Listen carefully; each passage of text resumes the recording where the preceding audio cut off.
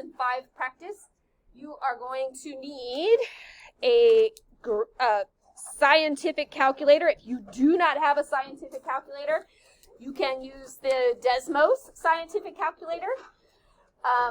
And you're going to need something called the change base formula. Okay, so if you flip over to page 2 to the questions that are titled, what is that there? Use a calculator to approximate to the nearest thousandths. The nearest thousandths is 3 numbers after the decimal point. So you would actually look at the 4th number, and either the 3rd number would stay or it would round up. And then this thing you need is called the change base formula. So when you have log base b of a, and b is something other than 10, you're going to rewrite it as log of a divided by or over log of b, and the calculator is already in base 10. Okay? The calculator is also very picky and is going to make you close parentheses. Okay? The calculator is also very picky about when you use a negative sign versus a minus sign. So if it's a negative number, use the negative sign, which on most calculators is down here, versus using subtraction.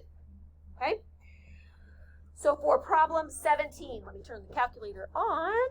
All right, so for problem 17, which is not in log base 10, it's in log base 7 of 6, you're going to take the log of the 6, divide it by the log of 7, and you're going to approximate. So when you type it in, you're going to use the log button, log of 6, divided by the log of 7.